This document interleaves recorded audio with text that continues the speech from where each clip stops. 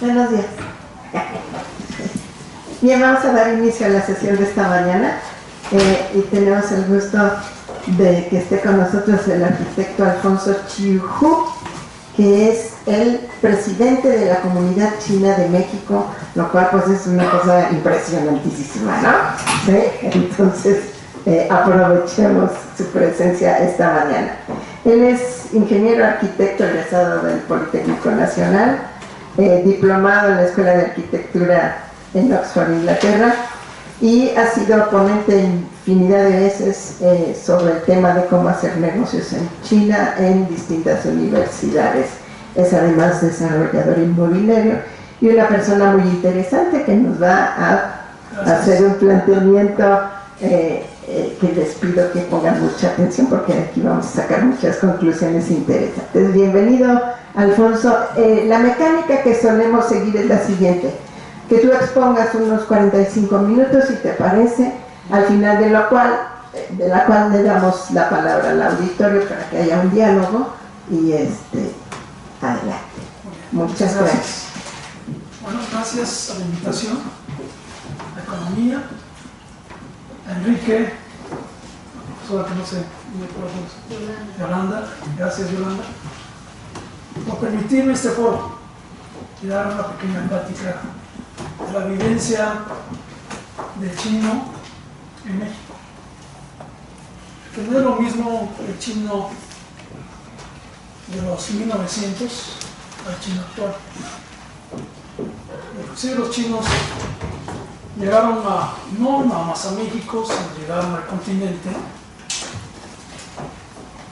Hay muchos chinos en Perú, inclusive hay 2 escuelas de chino en Perú y en Panamá. O sea, no lo que está pasando en México. Porque México es un puente únicamente, como todos los sudamericanos, centroamericanos, a México lo toman como un puente para llegar a Estados Unidos. En China ese puente se llamaba, bueno, México, pero a final de cuentas donde querían llegar era un lugar que se llamaba el Monte de Oro, Kamsan, le decimos los cantoneses, Kamsan. Ellos llegan a México sin saber lo que pudiera pasar. Inclusive mi abuelo llegó en 1910 junto con toda esta gente, pero ellos tenían de alguna forma un compromiso en China porque no tenían con qué llegar a México o con qué llegar al continente. ¿Sí? Los pobladores elegían a una persona que los pudiera representar en el continente, la familia también. Entonces ellos siempre tuvieron la certeza de que tenían que regresar a China. Muchos de la comunidad me preguntan, bueno, ¿por qué a mí nunca me enseñó a hablar? Nunca me enseñó la cultura. Porque ellos siempre tenían en memoria regresar a agradecer y pagar lo que habían contribuido para que ellos estuvieran en este continente. Eso fue realmente lo que hizo que el proceso fuera mucho más difícil para el chino que llegó al continente, que tenía el compromiso. Ok, llegando a México, se establecieron mayoritariamente en el norte de la República, aunque mi abuelo llegó por Manzanillo y después se fue a Tapachula. Y ahí inclusive tuvo la suerte de tener un hotel junto con otras personalidades, el Hotel México. Pero bueno,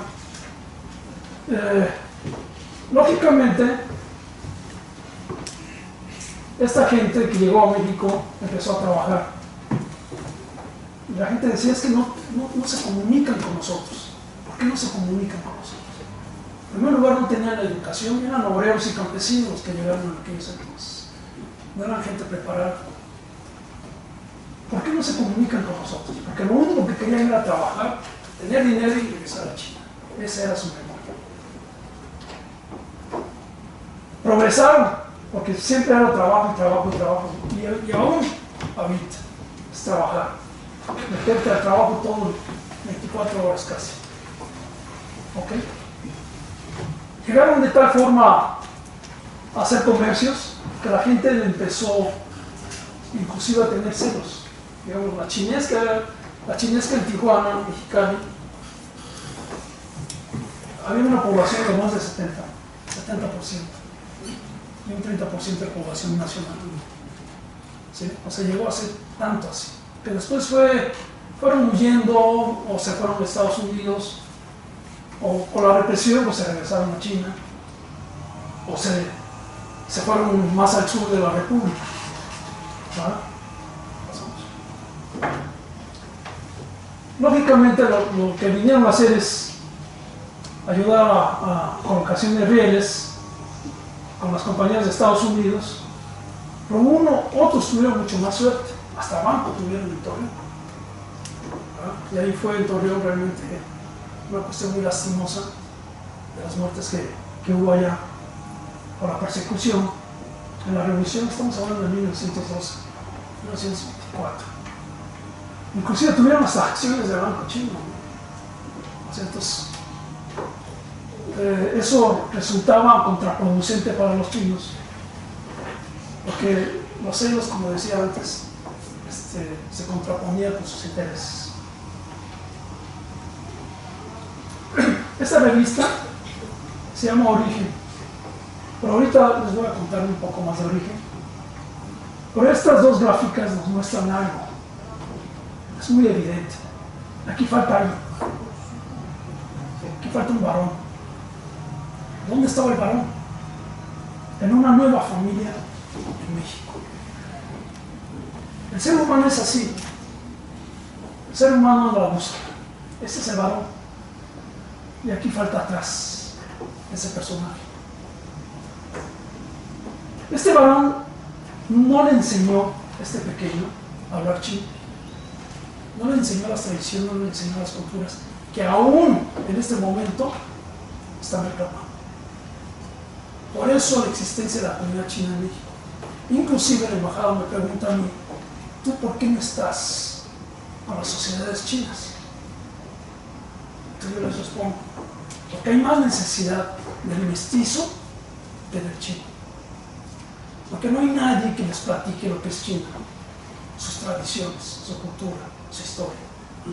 En la comunidad china lo hacemos. ¿Sí? De alguna forma los apoyamos con becas, tengo firmado con las universidades en China, en Beijing, becas de 1 año, y si pasan un examen pueden quedarse hasta 4 años escogiendo una carrera. Eso tenemos nosotros. O los mandamos a entrenar artes marciales, danza de león, que son nuestras tradiciones. ¿Verdad? Pero aquí es evidente lo que pasó. Y Origen lo hizo. Cuando se establece Comunidad China en México, tuvimos que sacar esta revista para de una forma llenar un espacio que existía, un espacio vacío, un faltante en la vida de los mestizos y de los chinos que vivieron en México. Y también de los nacionales, tenía mucho interés por saber de China. Pobreza extrema. Yo viví en la pobreza extrema y también viví en la posguerra. A mí nadie me lo cuenta. ¿Sí? Nadie me cuenta lo que pasa en una pobreza extrema, en un cambio radical, en un gobierno que era necesario, comunismo o socialismo. Para entonces era muy necesario. ¿Ah? Ahorita tenemos que entenderlo de muchas formas. Ok, pobreza extrema. La gente decía, ¿por qué los chinos se visten de verde y azul? Porque en China el gobierno tenía que alimentar a los chinos y vestirlos. Entonces, algodón y vámonos a imprimir los colores para poder vestir a toda la población. Nosotros, de chiquito, de 4 años, 5 años, teníamos que hacer unas colas larguísimas para obtener alimento, porque comprábamos unos vales y luego nos enviaban por el no. Teníamos que pasar nosotros también. ¿Por qué? Porque la cola era inmensa y casi todo el día. Pero no crean ustedes que nos van a dar carne, o sea, no, nada de eso. Aceite, una cosita así, granos y verduras. Sí. Y de repente si había carne, en unos 6 meses, podía haber una porción pequeñísima de carne. Mi familia y yo vivíamos en una casa de 3 habitaciones, 5 hermanos, mis padres y mi abuelo. Un día nos visitan concejales de gobierno y no sabíamos por qué, pero al otro día ya había otras 2 familias viviendo con nosotros. Eso es socialismo, comunismo. ¿Okay? O sea, malo, bueno, era necesario en aquellos entonces. ¿Sí? Ahorita podríamos verlo de otra forma. ¿Vale? Es más, ahorita no debería de existir eso. Pero era necesario cuando había pobreza extrema, cuando no había habitación. Y yo le admiro a Mao todo lo que hizo. Yo soy uno de los admiradores de Mao. Mao cumplió, ¿sí? Cumplió Mao. 1949 se establece República Popular China. ¿Sí? Ese fue el fundamento. Empieza el nombre de República Popular China y empieza la reforma económica en 1979, 78, 79, Deng Xiaoping. A partir de Deng Xiaoping, con la apertura económica, China tuvo un cambio radical. ¿Sí? ¿Qué pasó ahí? Shenzhen. Antes de llegar a México, yo fui a esta población. Una aldea de pescadores, de no más de 300.000 habitantes. No había bancos, no había universidades, pobreza extrema, la gente se iba en barcazas. Si ustedes creen que pasar el río Colorado es difícil, irse de Shenzhen a Hong Kong para alimentar a sus familiares era arriesgarse a que se lo comiera un tiburón. Claro, así, como se lo estoy diciendo, ¿eh? Un primo mío me pasó eso. Se fue nadando y desapareció. Pero, ¿qué pasó después con Shenzhen? A partir de la apertura económica, Shenzhen se convirtió en una zona económica especial. Actualmente Shenzhen es así. Estamos hablando de 40 años. Shenzhen fue un ente de manufactura. Todo el mundo supo que en China había un lugar que podía manufacturar a un precio baratísimo. Se convirtió en eso. ¿Sí? Actualmente Shenzhen ya no es eso. Pura tecnología de punta hay en Shenzhen ahorita. Huawei, la telefonía, o drones, lo que ustedes quieran. En los 80 regreso a China, caminando junto con mi hermano, me dice, en este corredor se fabrica el 65% de los componentes que tengan que ver con computación. Me quedé maravillado. ¿Y el resto dónde lo fabrica? Japón, Corea y algún país de Europa. 65%. O sea, realmente es ¿dónde se fabrica esto? 65% le pertenece a China. ¿Sí? O sea, eso es maravilloso. ¿Sí? Por eso el cambio. ¿Sí? Por eso lo que está pasando en Shenzhen. Les voy a dar otro ejemplo de lo que está pasando en Shenzhen. Estacionamientos que ustedes no tienen nada que ver con los ballets y de robar una bolsa en absoluto. ¿Sí?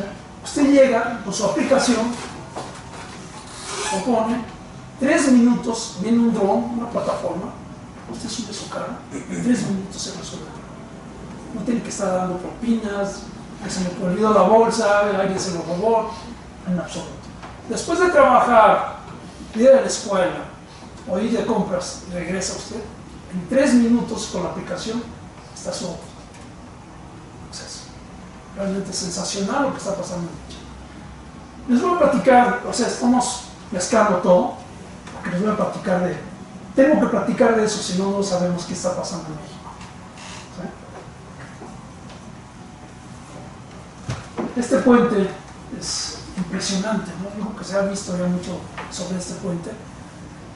55 kilómetros sobre el mar. Antes hacíamos de Zhuhai, Macao, Hong Kong, ahorita 4 horas y media por carretera. Ahorita entre media hora y 45 minutos ya estamos en Hong Kong. Es maravilloso. Pero aparte de eso, su estructura aguanta temblores, torbellinos, lo que ustedes quieran, 9 grados. ¿Sí? O sea, está totalmente protegido. Este puente es una maravilla. O sea, es lo que les quiero mostrar es el avance que ha tenido China al respecto de la tecnología del puente.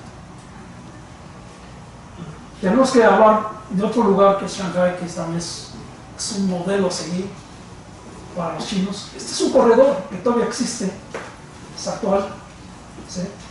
Con edificios europeos, franceses, ingleses. Pero los chinos dijeron, enfrente del río, Yangtze, digo que todo el mundo lo conocemos, ese río, lo vimos en secundaria, no sé, de geografía. Bueno, enfrente de ese río había lodazales, ¿sí? Pantano, lugares que no servían para nada. Y los chinos dijeron, vamos a construir algo enfrente.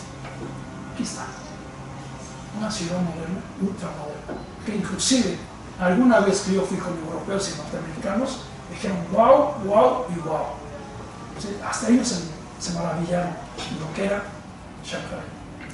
Dijeron que Nueva York ni que nada, Shanghái. ¿Sí? Unos edificios de punta, de tecnología de punta. Aquí está el Jinmao, el World Trade Center, la antena de televisión. O sea, es un lugar espectacular. Inclusive uno de los edificios más altos del mundo, yo creo que el segundo, después de uno de Dubái, de los más altos del mundo, el World Trade Center. O sea, realmente Shanghái, hay que ir, hay que verlo, para que vean la realidad, lo que está pasando en China. La integración, vamos a hablar otra vez de la comunidad china en México. Los chinos, realmente los mestizos y los chinos que llegaron a México y los que nacieron en México han contribuido con la vida nacional, con la sociedad, ¿sí? Con la política inclusive. No sé si bien o mal, pero estar ahí. No me vas a dejar mentir, ¿verdad? Ok. Yo me integré de tal forma, bueno, mi mentalidad siempre ha sido comunista socialista, porque de ahí vengo. Y me dijeron, yo iba a escoger una universidad. Me dijeron, pues, el Politécnico. Ahí van puros hijos de obreros y campesinos. ¿Sí? Yo dije, pues yo soy obrero campesino. No es que no haya hecho un examen aquí en la universidad y no me hayan aceptado. Dice, yo escogí el Politécnico. Yo lo escogí por esa razón. ¿Sí? Porque yo también soy hijo de campesino y de algún obrero. Me integré a la sociedad. Estuve ahí y a punto de haber sido masacrado de alguna forma, como mis compañeros que estuvieron ahí y otros miembros de la comunidad china. ¿Sí? Ellos también vivieron esta forma. Pero para mí era diferente, porque en aquellos entonces yo todavía tenía un FM9 estudiante. ¿Sí? Si me han agarrado, no sé, el campo militar número 2 no creo, me hubieran desaparecido completamente. Yo iba a ser un espía del comunismo en México. ¿Sí? Tuve mucha suerte. Pero yo estuve en todas las manifestaciones en todas, el 68, 70, lo que ustedes quieran, balcones, a todos los vi. ¿Verdad? Estuve ahí, tuve la suerte de salir bien y poder practicárselos en este momento. Realmente, cada vez, a 50 años, cada vez que se conmemora, ¿sí? Mi corazón hay mucha tristeza porque en mi salón éramos 27 y cuando regresamos éramos 22. ¿Sí? O sea, algo pasó. ¿Sí? Y eso no se le perdona a ningún gobierno. ¿No? Ni siquiera lo de Torreón, que también es una parte lastimosa, es una página negra del gobierno de México contra los chinos. Y esto también. ¿Sí? O sea, yo lo tomo por igual. Ahora, me recibo, hago mi servicio social y me preguntan ¿a dónde quieres ir? Hay unas oficinas aquí en el Departamento de Distrito Federal, ¿sí? Puedes ir a dibujar, a diseñar. Dije, Yo conozco la pobreza extrema y yo sé que en México hay pobreza extrema. Yo quiero ir al monte, a la sierra, ¿sí? A contribuir con la gente que tiene necesidades. Entonces me embarqué en las sierras de Puebla.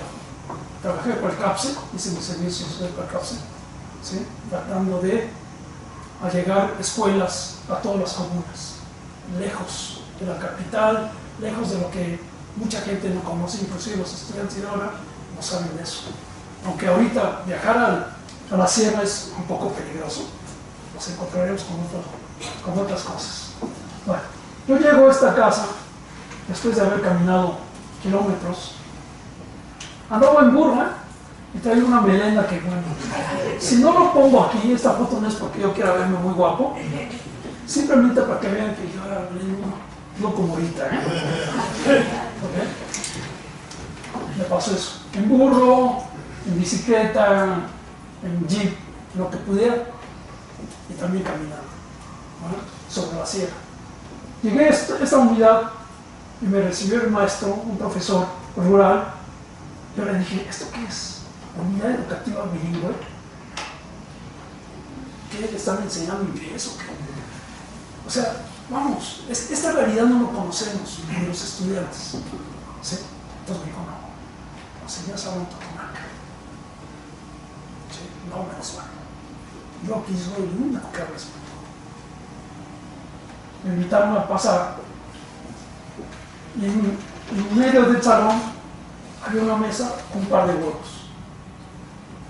Entonces yo, señor, bueno, pues que lo están invitando a desayunar. Digo, ok, pues sentémonos todos, vamos a desayunar. Y se me acerca el maestro y dice, no, son los únicos huevos que existen en este lugar. Pobres Digo, no los puedo consumir. Dice, no, si no lo consumes es una ofensa para ellos. Sí. Ahora, aquí alrededor hay unas ventanas, los chicos rodeando la escuela. O sea, realmente el sentimiento de estar ahí, porque no había caminos. Yo estaba haciendo el camino. Apuntaba, hay un árbol a 3 metros al mar, y hay una roca. Yo hacía el camino para llegar ahí. ¿Sí? No había quien se aventurara a hacer esto. Yo lo hice. 42 escuelas, regiones fui a dar. A lo mejor los 42 no se completaron, pero vi a la mayoría de esas 42 escuelas. Tengo otra anécdota. En el nudo mixteco, camino al nudo mixteco, se me descompuso allí. Caminé como 3 horas para una población. Llegando a la población me recibieron con los brazos abiertos. Pero yo tenía un temor. 68 pasó en Puebla, Canoa. Yo greñudo, comunista, pues iban a arrasar conmigo, ¿verdad? No era crucificar, pero no fue así. Llegué a este lugar y les dije, llévenme a su escuela. Me dijeron, es que lo tiene usted diferente, un árbol con un pizarrón. Pues, ¿cómo puede ser? No tiene capacidad de hacer un techo o algo para sus hijos. Bajo el sol, bajo la lluvia, eso no es posible. Pero cuando más me enojé, fue cuando le di vuelta al árbol y vi la iglesia espectacular. Entonces ahí sí mi regaño fue de antología. Esas gentes sintieron lo que yo estaba sintiendo en ese momento. ¿Sí? Un desprecio hacia sus hijos por una fe que no sé hasta dónde para llegar. Okay. Firmamos el convenio. Empezó, yo estuve ahí con ellos, inclusive tienen ellos un río que está seco y se ponían unos paliacates aquí y nos íbamos abajo del río y subíamos piedra bola, ¿sí? Para poner la precipitación. Y me dijeron, arquitecto, se tiene que ir ya. Digo, ¿por qué no tengo que ir? Porque ese río, cuando empiece a llover, que es temporada, pues ya no puedo regresar hasta que pase la temporada de lluvias. Me tuve que ir de ahí, con todo el dolor en mi corazón, porque yo quería terminar la escuela. Okay. Me fui, regresé en unos meses a esta escuela y vi la construcción ya casi terminada. La gente llorando, me abrazaban, yo inclusive lloré con ellos, que era un sentimiento que no se puede rescatar de ningún otro lado. ¿Sí? Es un sentimiento muy humano. yo fui parte de eso. Yo hablo de mí porque yo sé que hay muchos de la comunidad que pasaron por esas situaciones. Aunque yo vengo de pobreza extrema, vengo de la posguerra y sé mucho más al respecto de esto. Bueno, mi vida profesional no les quiero presumir, pero eso es lo que he estado haciendo. Palacio chino aquí en México. Sí, eso fue en Morelos. Sí. Lo malo de esto es que secuestraron el dueño. Posteriormente. Eso fue lo malo. Pero bueno, desarrollo, hago lo que necesito hacer respecto de eso. Ahora, como arquitecto, también sufrí bullying. ¿Sí? Llegué a un despacho de arquitectos, me entrevistaron y la primera pregunta fue: ¿vienes de la Nacional, verdad? Dije, ¿Instituto Politécnico Nacional? Sí, vengo de la Nacional. Bueno, este mismo señor arquitecto después me reclamó: oye, tú vienes del Poli, no vienes de la Nacional. O sea, eso es bullying. ¿Sí? Pero eso sucedió en los 80s, cuando empezaron las grandes facultades de las grandes universidades particulares. Contratamos menos Politécnico y UNAM. ¿Se acuerdan de eso o no? Eso también es bullying. ¿Sí? Y a mí me pasó. A mí me pasó. Pero, a final de cuentas, de ese despacho me fui un socio mayoritario. Al final del día. Que construimos, hasta fuimos a dar a los pinos. Decoramos los pinos en aquellos años. ¿Sí? También grandes hoteles hicimos. Ok. Integridad y contribución a la sociedad mexicana. Ok, de alguna forma llegué al deporte. Fui presidente de la federación. Tenis de mesa. Aquí no se conoce qué es tenis de mesa. Ping pong, dirían ustedes. Pero para nosotros los chinos es tenis de mesa. Somos los campeones mundiales. Fui elegido, no sé por qué. Me tuvieron confianza la gente. ¿Por qué? Pues porque yo decía, bueno, pues que puedo traerte entrenadores chinos. Pues todo el mundo se enamoró de eso, ¿verdad? En 2 meses, había gente que ya tenía postulado hace 2 años, en 2 meses le gané a todos. ¿Sí? Yo fui postulado y fui presidente de la Federación Mexicana de Tenis de Mesa. Entonces, en un torneo, invité a Nelson Vargas, porque fue ese periodo, y él vio que teníamos un señor, un chino caminando entre las mesas, y me dijo: ¿ese señor quién es? Es un entrenador chino. ¿Cómo lo hiciste? Lo hice. Lo traje para la selección nacional. Bueno, pues qué maravilla. Ayúdame a hacer un convenio con el Comité Olímpico de China para traer entrenadores. Esta medalla no la deben a mí. Yo traje a Marina, la entrenadora nacional declarados, junto con 32 entrenadores en aquellos países. Conservar la tradición y difundir la cultura. Shanghai, en el barrio chino, fue el primer restaurante en el barrio chino, en un callejoncito, ni siquiera sobre la calle de Dolores. 1946. Mi familia, mi abuelo, mis tíos, mi padre, tuvieron mucho que ver con eso. A partir de que Shanghai se pone y la gente ve que hay muy buen resultado, los paisanos también se pusieron ahí. Por eso se creó este pequeño ámbito, este pequeño lugar del barrio chino. Este es un proyecto que yo hice al respecto del barrio chino.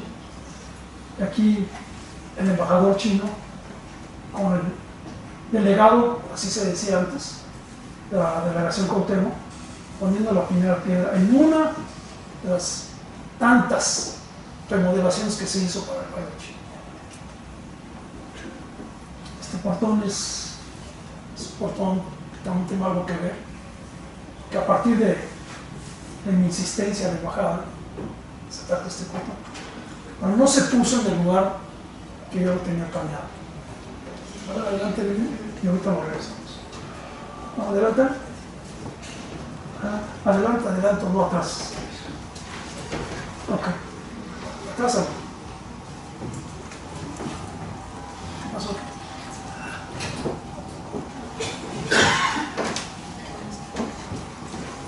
Atrás, hasta el portón.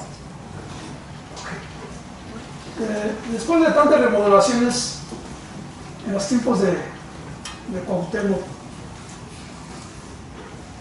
que él fue gobernador del Distrito Federal, hubo una convocatoria para que interesados, urbanistas, arquitectos, ingenieros, hiciéramos proyectos para toda esa zona, 64 manzanas.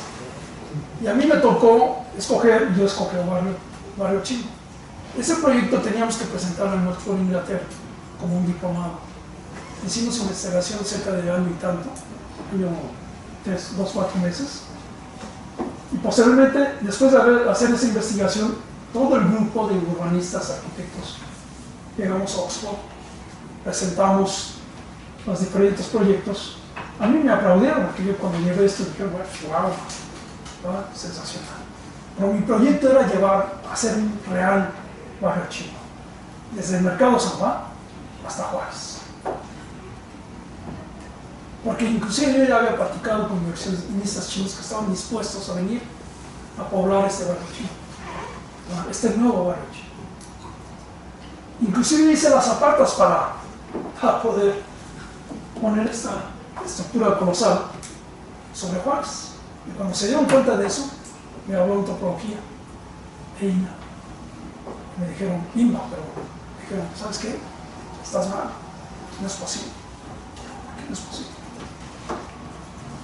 Porque en el entorno tenemos construcciones de origen español. ¿Verdad? Esa es nuestra ideología aquí, es nuestra imagen. Porque no puede ser. ¿Qué está haciendo la Torre Latino aquí? ¿Qué está haciendo Bellas Artes aquí? ¿Verdad? ¿Qué tiene que ver con lo colonial? Nunca los pude convencer. Entonces lo pusieron después en un parque, atrásito, que no significa nada para el barrio chino. Y no se pudo extender esta zona.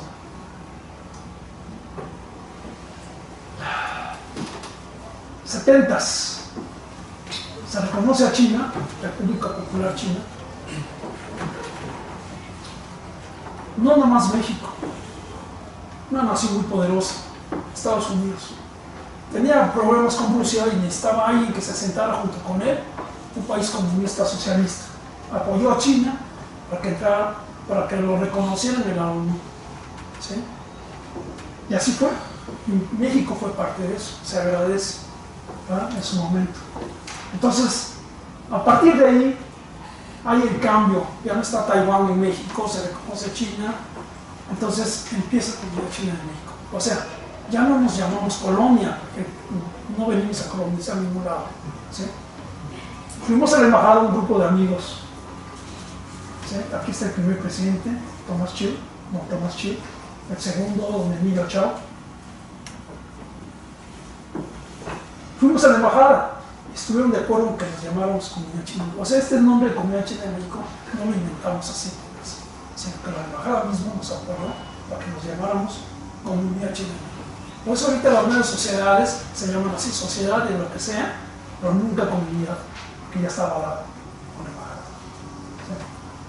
Por eso pudimos sacar la revista Origen, a partir de ahí se constituye las tradiciones a través de toda la República Mexicana, desde La Paz hasta Quintana Roo. ¿Sí? Nuestras partes de la comunidad estuvimos difundiendo nuestras tradiciones a través de todo el país. Esto es importante para nosotros. La comunidad hace todo esto, difundir la cultura. Nuestros muchachos les platicamos de esto, ¿sí? De nuestras tradiciones, nuestras culturas. Ellos aprenden a través de la comunidad china. Hemos estado en el momento de la Revolución, el Ángel de la Independencia, hasta en el Senado de la República hemos estado representando a China.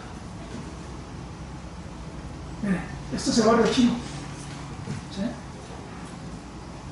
Logramos en todo el día, en nuestras exhibiciones, del folclore, de nuestras tradiciones, de los bailes tradicionales, hasta 10,000 personas. O sea, eso fue realmente una cosa muy importante, porque aquí aprendimos que los mexicanos nos aprecian, a pesar del bullying. ¿sí? Pero el desconocimiento es así. Los muchachos chinos, los hijos nacidos en México de padres chinos, que fueron expulsados en 1912, 24, a China, también sufrieron bullying, que eran raros ante los chinos. El ser humano es así. ¿Verdad? En China sufrieron bullying, sufrieron las mamás que no hablaban chino. Y aquí los chinos que llegaron a México igual sufrieron. Esta es comunidad. Eso es todo lo que hacemos. Bien. Para que me queden, ¿no? Aquí está. Inclusive en 2008 despedimos a la selección que iba a ir a China, el Comité Olímpico.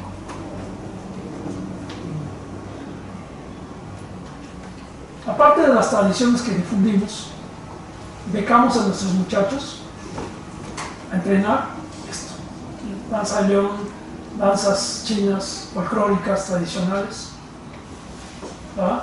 Traemos a monjes para que les den realmente lo que es el arte marcial chino, la real, no la platicada ni vista por. Bueno, en un video. Fui elegido como representante de México en un congreso de las comunidades chinas de todo el mundo. Yo representé a México en ese año. Firmé un convenio con una universidad de Pekín para que nos dieran las becas para poder estudiar ahí. Es una universidad preciosa. Los muchachos, como les decía, pueden estudiar un año, y si después hacen un examen y logran pasar un SK5, pueden aplicar para una beca de 4 años, escoger la carrera que quieran. O sea, eso es lo que estamos haciendo en la comunidad china. ¿Sí? Aparte de practicarle toda la cultura, todas las tradiciones, los llevamos a China para que aprendan algo más. ¿Sí? Porque los ven aquí en México, ellos son chinos, pero llegan a China y son mexicanos, que no hablan chino. ¿Sí? O sea, aquí sufren bullying, allá también sufren. Entonces, ¿dónde tienen que estar parados? No pueden estar parados, tienen que irse a algún lado. Entonces yo los mando a China. Ahora, China ha sido muy, muy inteligente en ese sentido. China no necesita las armas para conquistar el mundo. Simplemente le regala Confucio. Porque los profesores de Confucio están pagados por el gobierno chino. ¿Sí? O sea, como las alianzas francesas anteriormente, pues China ya rebasó todo eso. Conquista a través del idioma. No necesita llegar con una arma, como los gringos, ¿va? Para robar las cosas de los países. China lo hace a través del idioma. Cambios en la historia migratoria de China en México. Antes de la política de la apertura económica, era un país cerrado. ¿Sí? Como les decía, los que estaban en México eran campesinos y obreros. No tenían cómo explicarle a sus hijos ser un ser humano, ni siquiera un idioma. Pero después cambió.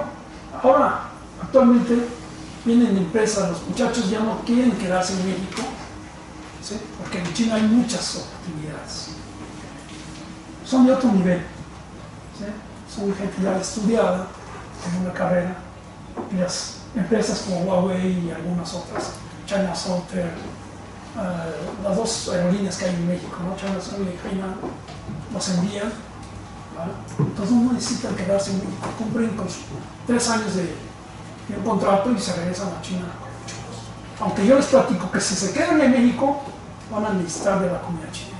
Alguien que les explique a sus hijos, porque igual de burros son, ¿eh? ¿Sí? No creen que son muy preparados en el sentido de educar niños, nosotros tampoco, ¿eh? ¿Sí? Nadie nace con eso, con esa facultad. Necesitarán en un momento dado porque sus hijos también se casarán, una gringuita con una mexicanita. ¿No? Y ahí empieza otro círculo de por qué la necesidad de la comunidad china de México. O sea, tengo que hablar de los grandes avances económicos en China por la política de apertura. 1949 fue cuando se abre la frontera. ¿Sí? 78 se complementa. Hoy en día digo que se está reconocido como una de las grandes potencias del mundo. Tengo que hablar de eso, aunque yo creo que ya todo el mundo lo ha leído y lo han hablado y hasta aquí han venido a hablar de esto, la franja y la ruta. Pero es importante porque es un proyecto de Xi esto beneficia a más de 70 países, ¿sí? Entre Europa, África, llega hasta Madrid, comienza una producción que se llama Yugo, que luego les platicaré de eso. Pero es un beneficio no nomás económico, sino cultural, es un intercambio cultural, ¿sí? Hacia todos estos países, en el cual Xi Jinping está dispuesto a invertir más de 100 millones de euros. O sea, es una cantidad menor, También tengo que... Esto hablo normalmente en las universidades. Importantes exposiciones, un negocio que se puede hacer en China. Este es uno de ellos. Este es Guangzhou. Más de 60 años de historia, con más de visitantes provenientes de 200 países. 2 veces al año, abril, mayo, octubre, noviembre. Dura 20 días la exposición. 1.180.000 metros cuadrados de exposición. Entonces, increíble. Este es Yiwu. Yo también fui importador. Yo cuando llegué a Yiwu era un mercadito en una población. Es un mercado así de barrio, así como ustedes lo conocen. Pero actualmente es esto. Es impresionante. Aquí ustedes pueden ir y comprar medio mayor. La gente que me pregunta, oigan, yo no voy a traer un contenedor. Entonces ya, ve a Yiwu. ¿Sí? Puedes comprar lo que quieras. ¿Sí? Arriba, ¿qué es mayoreo aquí? Una docena. Te puedes traer una docena. Así de sencillo, ¿sí? Ahí lo puedes hacer. Yo cuando fui las primeras veces, yo les decía a los que me vendían, oiga, yo quiero ir a tu fábrica. Me decían, sí, ¿cómo? Vamos. Llegué a su casa y en el traspatio está su fábrica. Ahí me encuentro a la abuelita, al abuelito, a la sobrina, a la hermana, tejiendo las canastas. Por eso era tan barato. La mano de obra era directo, no tenía que pagar luz, no. Pleno luz de día, tejiendo. Yo compré muchísimas canastas, cerámica, etcétera, etcétera, para traer. Pero ahorita es esto. Decíamos que en Guangzhou había 1 millón y tanto de metros cuadrados. Aquí hay 4 millones de metros cuadrados. ¿Sí? Exposición. Es increíble. También tiene un mes de exposición, ¿sí? Pero tú no necesitas esperarte el mes de octubre. Tú puedes ir a cualquier día del año y te vas a encontrar que toda la ciudad vende. Toda la ciudad vende, lo que ustedes quieran. Esta es la más simbólica, ¿no? Shanghai. Aquí textiles, decoración, lo que quieran. Pero mayormente Japón y Corea les encanta ir porque van y compran textiles. Les ponen marca de ellos y lo exportan al mundo. ¿Sí? No, ellos no necesitan fabricarlos. Van a esta exposición. Si han oído hablar de eso, ¿no? Que le cambien la etiqueta. Pues aquí sí hacen. Pero la ropa viene de Shanghai. Y al final de cuentas se va a Corea, Japón y a donde sea. Mejoran la calidad de vida en China. También lo ha mejorado en México respecto de los mestizos, los chinos en México. Que se han integrado realmente a la sociedad, ¿verdad? Y esta mejora, hablamos de que ya tienen vacaciones, ¿verdad? Inclusive le han creado semanas de más, ¿sí? El año nuevo chino les dan, no sé, como 10 o 15 días, para que la gente tenga con el gobierno, puedan gastar y retribuir con el impuesto, ¿verdad?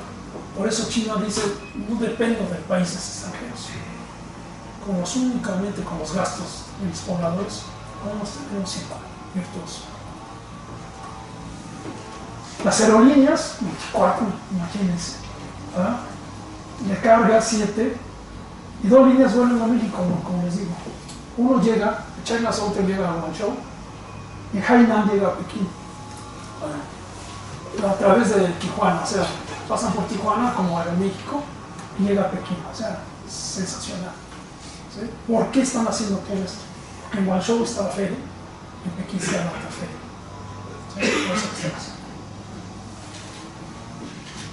Eliminación de la pobreza extrema. De aquí partimos todo, ¿no?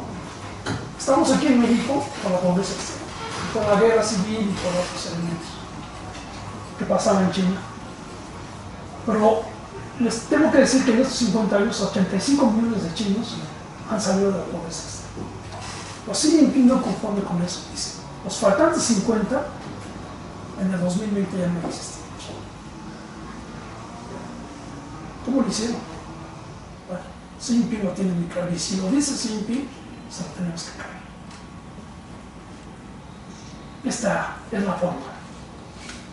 Aquí a la izquierda está Qingdao, Dalian, Shanghai, o sea, los estados poderosos, los que ya no están en pobreza extrema. Y a la derecha, Hangzhou, Liuguizhou, Zhongyi, Yijie, estados en pobreza extrema. ¿Qué es lo que hace el gobierno? Los hermana. ¿Sí? Los contactos que le llega a Guangzhou los tiene que participar con Beijing. Por esto, ¿quién lo vigila? Hay políticas específicas, inclusive institutos que no tienen nada que ver con gobierno están supervisando eso. También la prensa, escrita, organizada, todo. ¿Sí? Protegen este proyecto que si no se lleva a cabo adecuadamente, el gobierno los va a castigar. Entonces, en 2020 ya no va a haber pobreza extrema en China a partir de esto. Es sensacional. Bueno, China, como todo mundo, Internet, bueno, es parte de nuestras vidas. La cantidad de usuarios ha crecido enormemente. ¿Sí? 96% de los habitantes de China usan teléfono celular. Y se puede adelantar en 2020 el funcionamiento del sistema de 5G, que tampoco ha llegado a México. Tenemos que, miren esto, es maravilloso China porque ellos no dependen de lo que hay en Gringolandia, ¿no? Google, YouTube, Facebook, WhatsApp, etc. Tienen sustitutos en China, no dejan entrar esto. Tú vas a China y quieres entrar en Facebook, no está permitido. Creo que hay formas de entrar, de no saber. Si no tienes compraste un compromiso aquí, en China no vas a ver nunca Facebook. Pero lo maravilloso es que ellos tienen Baidu, Youku, Weixin, WeChat. Pero esta es la más importante, la WeChat. ¿Por qué? Porque con WeChat es como lo que pagan. ¿Sí?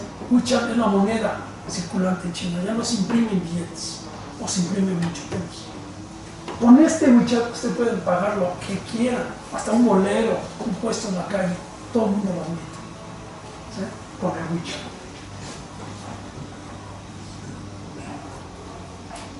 Tuve experiencias al respecto de WeChat. Yo fui a una plaza maravillosa, grande, moderna. Yo veía que la gente entraba en los negocios y nadie compraba. Nadie compraba, nada más entraban a medirse las cosas y se salían.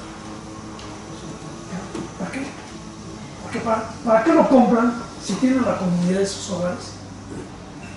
Por WeChat lo piden. Llega en 15 a 20 minutos la mercancía. El vestido no te gustó, el color la horma no te gustó tampoco. Lo mandas cambiar y en 15 a 20 minutos regresan a otros pares, a otro vestido. ¿Sí? Eso es lo que está pasando. Por eso la vida de China está cambiando de diametralmente. Pero aparte de eso, yo tuve otra experiencia. Unos amigos me invitaron a comer en un restaurante.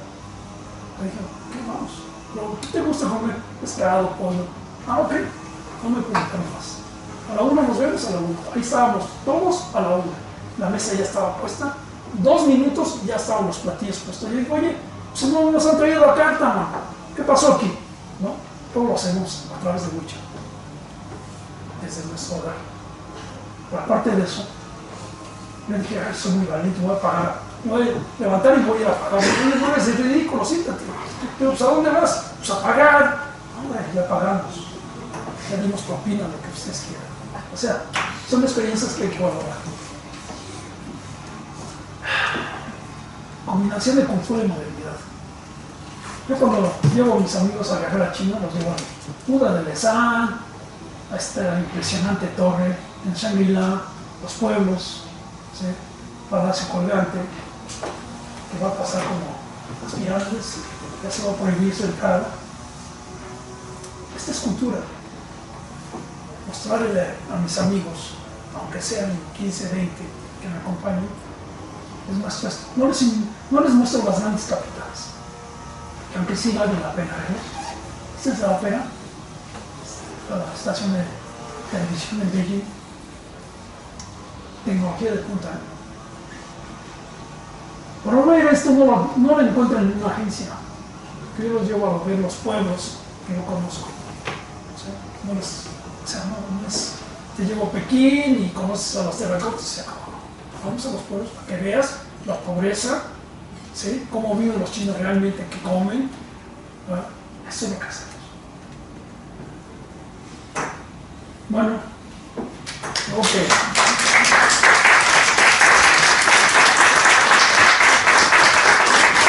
De alguna forma la comunidad tiene muy claro entendido todos estos pasos que hemos dado y hacia dónde vamos. Los muchachos que han regresado han encontrado mucho más oportunidades cuando ya hablan de China que como se fueron, aunque sean profesionistas. El hablar otro idioma, sobre todo el chino, les abre otra oportunidad, otro espacio para que se puedan ir los enteros. Muchas gracias por la invitación. Gracias a ti, Alfonso. Bien, como anunciamos, vamos a dar oportunidad a las intervenciones de los asistentes. Si te parece, vamos a hacer una ronda de unas 3, 4 participaciones y darías tú después tu punto de vista al respecto. Entonces, les recordamos que, por favor, se presenten, se identifiquen de dónde vienen, cómo se llaman y qué quieren. Buenos días, Mónica 5, becaria de Sechimex. Quiero hacerte 2 preguntas, Alfonso. Una tiene que ver con ¿por qué crees tú que en México no se han logrado consolidar grandes barrios chinos como el sureste asiático, como en Estados Unidos? Y la otra pregunta es ¿cómo mira el Estado chino a sus comunidades fuera? Porque hemos pasado históricamente desde la negación, el rechazo, hasta incorporarlas dentro del proyecto nacional. Sé que la semana pasada, o hace 15 días, estuvieron representantes de la oficina de los chinos de ultramar, creo que de la provincia de Guangdong, y esto tiene que ver con estrategias del propio Estado chino de incluirnos. Entonces quisiera saber desde tu punto de vista cómo nos mira en este momento que está viviendo China. Bueno, ¿Te parece que sí, está bien. unas intervenciones? Félix Zurita, Centro Multicultural, profesor Xochitl Zurita. En primer lugar, felicitaciones porque me hizo recordar viejos amigos, Jorge Paul de la ESIA, de los verdaderos dirigentes de 68 que secuestraba camiones, etc. También el doctor Elio Sorrell, que usted lo debe conocer muy bien, el vicepresidente de la Federación Internacional de Tenis de Mesa, que tuvo que ver mucho también con la relación junto con Nazar. Es decir, yo desde 68 conocí la figura de Mao en París, y desde entonces estamos yendo, gracias a la fui becario también con algunos compañeros nuestros de los primeros allá en China, luego con el apoyo de Sechimex de IEC, y creo que es muy importante este tipo de situación, empezar, estoy registrado como ciudadano del mundo en París, para quitar los estereotipos. Hace poco vi en la librería del Fénix en París, la crueldad se llama Los Infiernos Vivientes, inclusive el sábado pasado, Pierre Etienne dio una conferencia, porque la gente en los estereotipos hablaban de los tormentos chinos, pero no hablaban de los tormentos que sufrieron los curíes que llegaron al Perú, los tiraban en redes, en Cuba, que también. Creo que es muy importante, y eso es lo que yo trato de hacer a través de mi centro multicultural, hacer posible que, aunque el ser humano no sea muy bueno, ser menos malo. Entonces yo lo felicito por empezar y me da mucho gusto. Yo también soy politécnico y universitario. Gracias.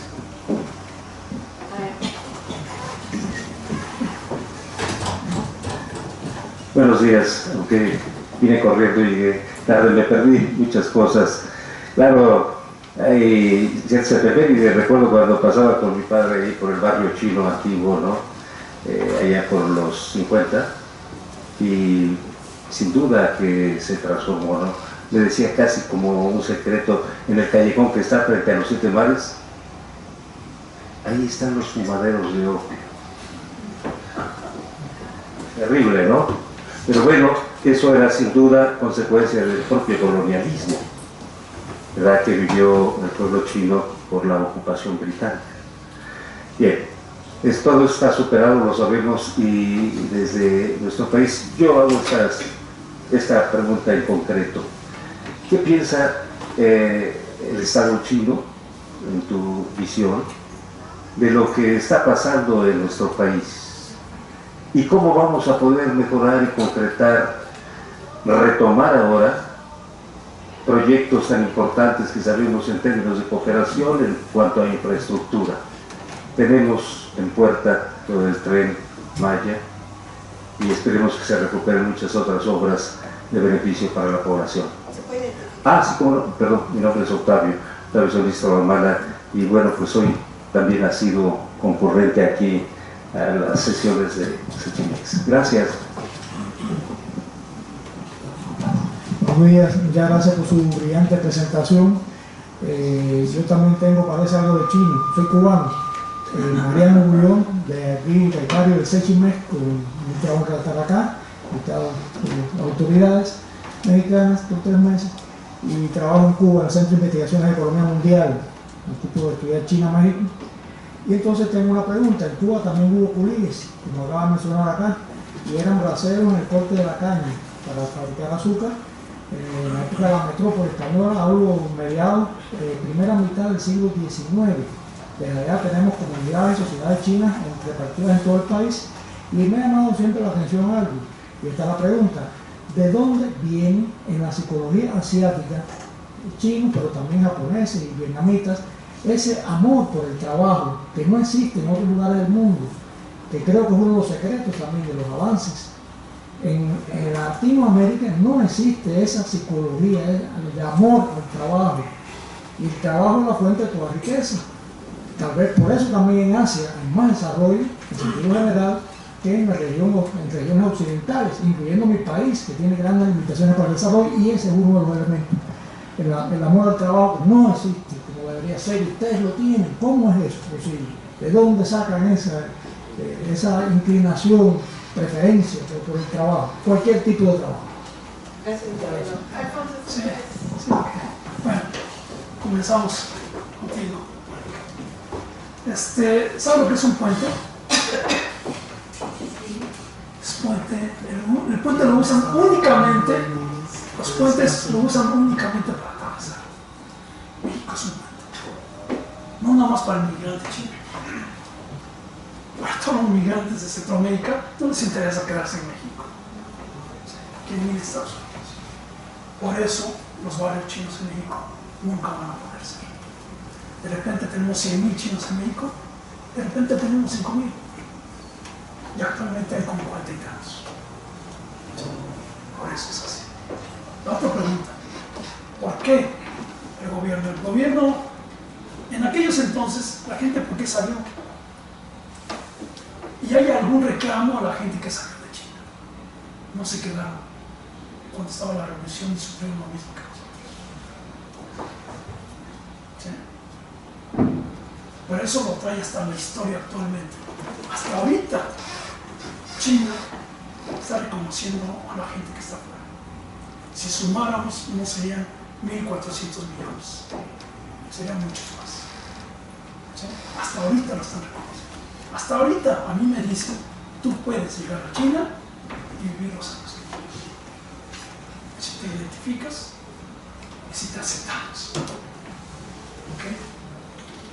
Esa es una realidad, ¿verdad? La historia tiene mucho que ver. O sea, hay un sentimiento de pues, que tú te fuiste mientras aquí estábamos sufriendo hambre. Entonces, lo mismo, ¿no? La gente con esa cultura, cuando suben a puestos superiores, pues su trabajo al final de cuentas hay un desprecio a la gente que sale. ¿Se contestó? ¿Pregunta? Gracias. Algo importante es energía. No terminado. Es que tengo otros. Tengo que contestar. Muchas gracias. Sí, o sea, los chinos sufrieron mucho. Los chinos, igual que todo el ser humano, ¿no? Todos los seres humanos somos así, crueles en un mundo. Cuando tenemos superioridad y cuando estás en nuestro terreno, igual.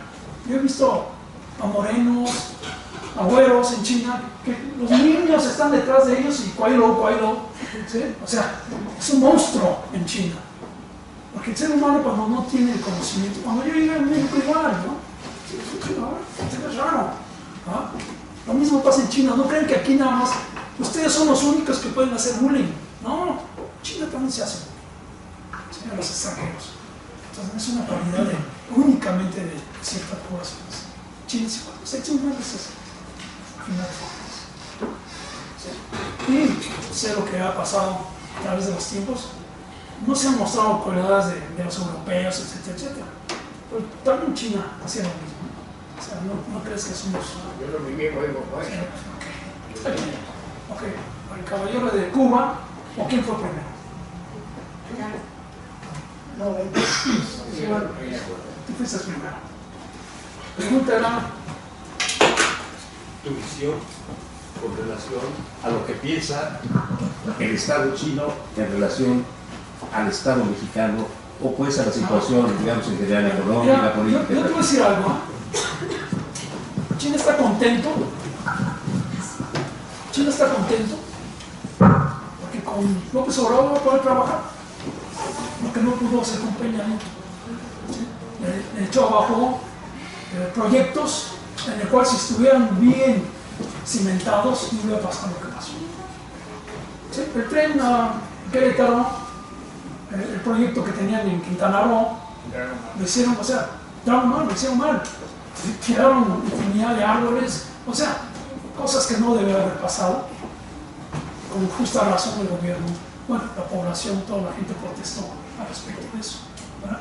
Peña Nieto lo hizo mal. Pareciera ser que China, porque yo le pregunté a la embajada, ¿no? ¿Qué van a hacer? Pues vamos a apoyar a México. No es a una persona en particular. Vamos a apoyar a México. Parece ser que ahora sí podemos trabajar. Así es. Ahora para los cubanos, yo tengo unos parientes en el barrio chino de Cuba. Inclusive fui invitado para reponer ese barrio chino tan antiguo que tienen allá. Sí. No, yo no lo diseñé, no he encantado diseñarlo. Es mi especialidad, los portones. Y luego para que el gobierno nos eche para atrás más. ¿Y qué parque está de aquí? ¿Perdón? ¿Y qué parque está? Está en otro lado. ¿Cuál? El que usted diseñó. Ah, sobre independencia. Sí. Ahorita acaban de poner una de caricatura, uno de Islegalia. Ese es muy real. El real es el que está allá, que es de piedra, ¿sí? Labrado por artesanos chinos. No el de aquí, el que acaban de poner sobre los nunca me llamaron para hacer eso. Por eso es una caricatura. No por otra cosa. Los cubanos igual que los mexicanos, ¿no? De alguna forma, esa pequeña barrio chino, que es más grande que el de México, nada más que hay algo que la ciudad, que los países del mundo no han entendido, que el comunismo socialismo es para cierta parte de tu vida. Yo estoy enamorado de eso, de un trabajo comunista socialista, porque de ahí vengo, porque creo en eso.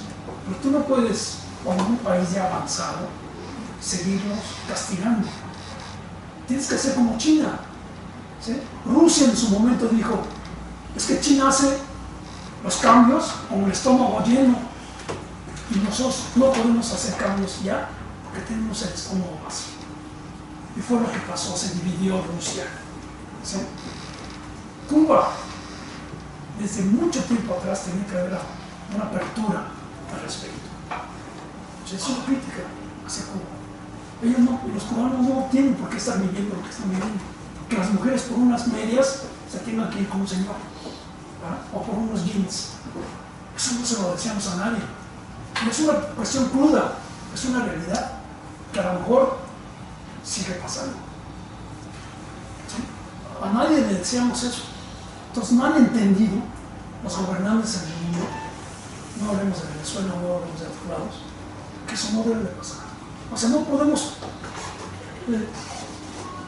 usar una fórmula que está comprobado que es efectiva en una población que ya avanza. Vamos a decir México, no podemos hacer eso en México, porque ya tenemos un estatus. Lo que tenemos que hacer es sacar a la gente de pobreza extrema, igualarlos, no bajar a los de arriba para igualarlos en medio. ¿Va? Bueno, esa es mi posición al respecto. ¿Okay? No, pero bueno, imagínate hasta dónde me fui. Todo lo demás fue gratuito. Ahora, los asiáticos, yo creo que de alguna forma en Cuba, yo creo que se han integrado, ¿sí? La población, aunque los tienen un poco renegados. ¿No lo sientes así? Sí, pero tampoco es eso, es en la psicología asiática. ¿Por qué los trabajos? No creo, mira, que lo caracteriza. Yo te lo voy a decir, como hace rato. Los asiáticos tienen una dificultad para comunicarse, la comunicación, y eso los van relegando, ¿sí?, a las sociedades que conocen muy bien el idioma. Entonces el asiático no sale de sus barrios chinos, ¿sí?, para una buena comunicación, porque no hablan el español bien, ¿sí? Y eso los retrae. ¿Y qué es lo que hacen? Pues a trabajar, ¿sí? Únicamente vamos a trabajar. ¿Ok? Gracias. Una nueva ronda. Sí, buenos días. Sergio Martínez, investigador de Sechimex.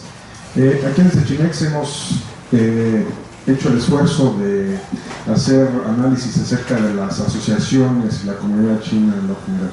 Nos hemos encontrado con muchos obstáculos, uno principal, que es el que la propia comunidad china no muestra mucho su dinámica, el despliegue de actividades, ¿no? A veces a cuentagotas de información. Entonces, hablando no de los que ya se fueron o de los que se van a ir, sino los que sí están de esta comunidad, ¿cuál sería su propuesta de trabajo y de análisis para conocer los aportes, conocer las formas en las que se vincula el chino de segunda, tercera generación, o en esta gran comunidad, pues hay de todo un poco, para que yo creo que el mexicano hoy en día, aquellos que todavía tienen esa renuencia hacia la comunidad china, comprendan los alcances o los aportes que están haciendo. Entonces, en concreto, ¿qué propondría usted para futuras investigaciones o para, en ese sentido, mostrar cómo es de que se está relacionando la comunidad china con toda la sociedad mexicana? Gracias, Sergio. Una pregunta, muchas ¿Te gracias. identificas por qué? Enrique Uso, del Sechimex. Muchas gracias, Alfonso. Muy enriquecedora presentación. Creo que se pudiera y se debiera trabajar ahí mucho más entre comunidad china y el Sechimex y otras instituciones académicas, ¿no? Yo creo que hay un gran potencial. Me surgen muchísimas preguntas, dos muy concretas. ¿Cómo enfrenta la comunidad china de México a la creciente heterogeneidad y diversificación de la migración china en México, ¿no? Es decir, si históricamente había cierta homogeneización, ¿no? Hoy en día pues tienes chinos de la Embajada, de Xinhua, de Santa Fe, de Dolores y del Eje Central, tan solo acá en la Ciudad de México y ni hablar en otros lugares. Como institución que ustedes son, ¿logran integrar de alguna forma esta compleja diversidad que es bien complicada o no se deja o ni siquiera está interesada? Una pregunta. Y después otra pregunta. A mí personalmente me pareció una enorme pérdida el desfile que se logró acá en la Ciudad de México durante varios años y que, bueno, para variar es muy fácil destruir y muy difícil construir, ¿no? Entonces, ¿a qué se debió eso? y es posible recuperar eso en el futuro. Yo estuve en un par de estos desfiles y me pareció algo fantástico, y por razones múltiples me gustaría escuchar tu opinión. Esto desapareció. Gracias. Adelante, Alfonso, por favor. Sí. No tengo muy buena memoria, entonces yo con dos. Es suficiente. Caballero. Digo que las sociedades chinas, las comunidades chinas ya están integradas. Hay ciertos faltantes, sí. Pero ahorita es la gran oportunidad. Yo he visto amigos de la comunidad, como les decía hace rato, que están participando en la política, inclusive dando clases en la universidad. Hay un señor Wynn, no sé si es de economía, no sé. Él es un ejemplo de lo que ha estado pasando. Claro, esta gente es un poco especial, viene con otro ánimo, pero son las personalidades los que te indican para dónde tienes que caminar. Al final de cuentas, ellos sufrieron en su familia, por sus padres, un abandono. Y ese abandono no es fácil, que se recuperen de eso.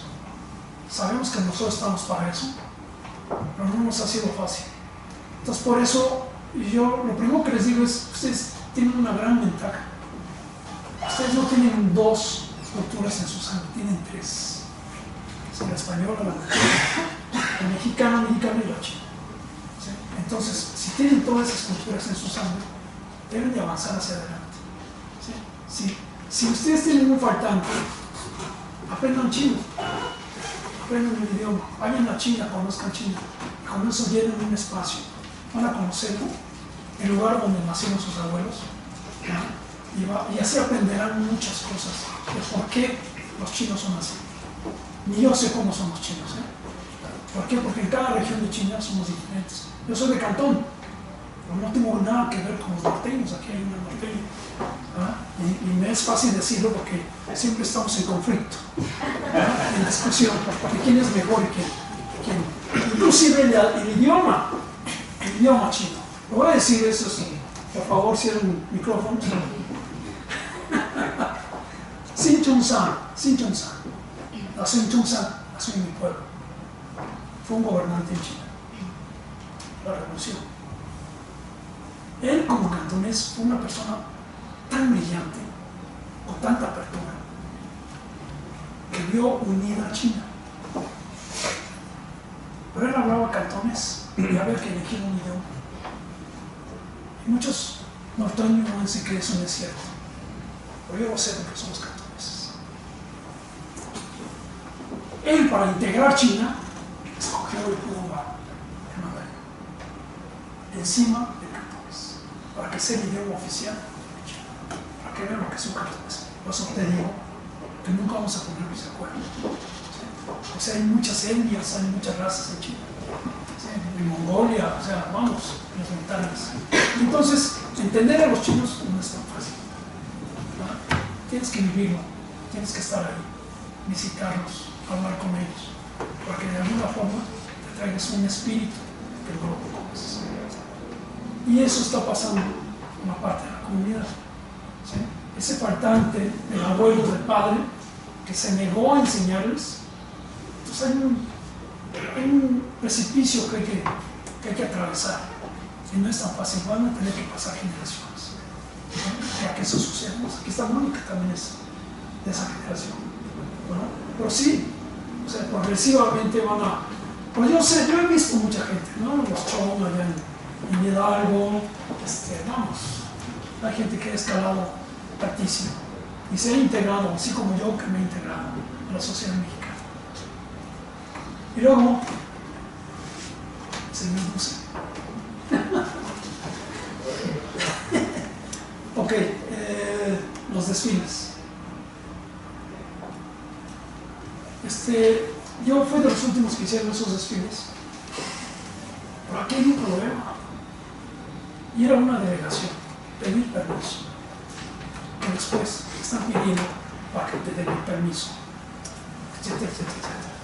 ¿Sí? Hay una cuestión de tramitología que te aburres. Hace como 3 años hice el último. Ya no lo voy a hacer. ¿Qué tienes que pasar por un partido y luego por el otro partido? Está PRD, pero oye, en el gobierno está Morena, ¿sí me entienden? ¿Sí? De alguna forma, entonces tenemos que estar escalando. Yo también tengo que trabajar, tengo que llevar lechita a mi casa, ¿sí? Porque tengo hijos muy chiquitos.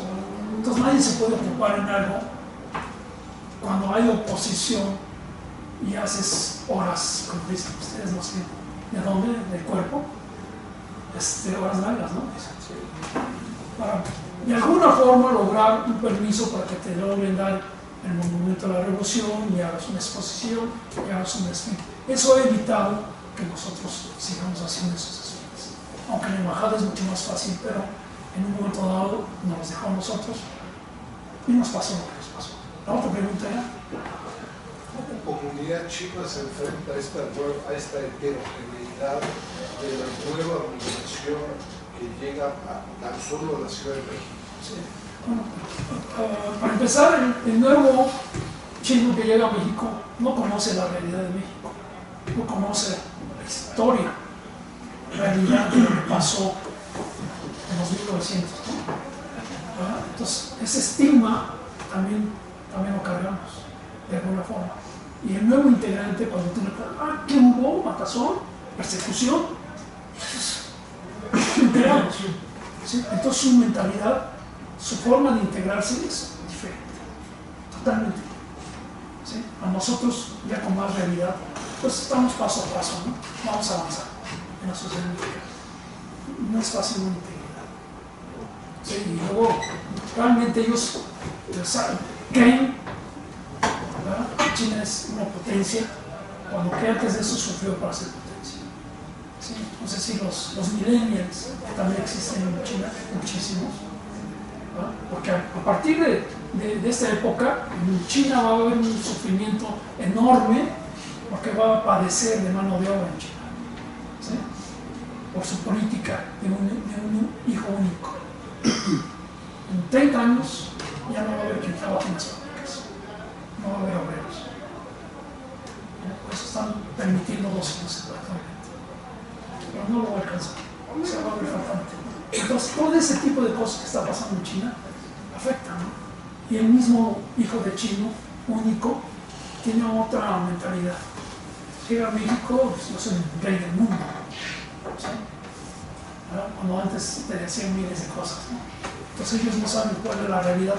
Y su integración, no necesitan integrarse, porque en menos de 2 años van a regresar a China y van a seguir trabajando. Ese no se va a quedar nunca. Los que estamos son los que estamos ya dentro de una sociedad pujante, ¿sí? Y que se va a llegar a más. Creo que el cambio de política ya pasó el PRI, ya se pasó el PAN, pero nosotros lo vivimos como mexicanos, ¿sí? Viene el Morena, adelante. Se necesitan esos cambios, ¿sí? En una democracia se necesitan esos cambios, ¿sí? Los partidos, exacto, que todo el mundo se integre y que nos den una muestra de lo que ellos pueden hacer. Es necesario en la democracia.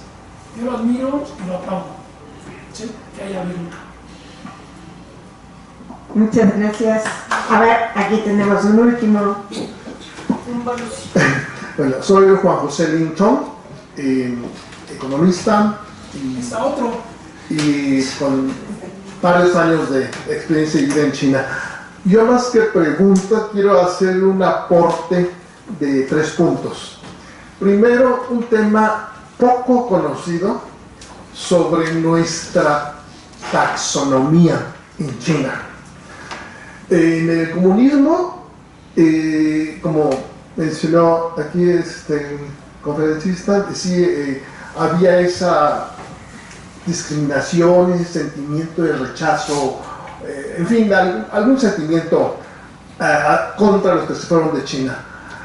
Pero en el mismo discurso político digamos, de Mao o del Partido Comunista, nos pusieron en lo más bajo del sótano social, catalogándonos como la 9ª peste, Chola los más primerísimos eran los grandes terratenientes, asesinos, violadores, traidores, espías, y los novenos eran los chinos de ultramar, por la razón que ha sido. Esa poco se conoce, y yo realmente lo conocí hasta que Deng Xiaoping en 1978, cuando yo estaba estudiando en China, reivindicó oficialmente a los chinos de ultramar, llamándolos gloriosos chinos de ultramar, que han contribuido no solo a la economía, sino a la revolución de China, de los primeros movimientos, ¿no? Desde entonces, fue en 78, entonces de ser la novena peste, nos pasaron a 180 grados a gloriosos chinos de ultramar, y que tampoco se cacareó mucho, pero fue como realmente se dio en la luz verde para poner el tapete rojo a los inversionistas de Taiwán, de Hong Kong, y bueno, y nosotros mochileros también que íbamos por ahí, ¿no?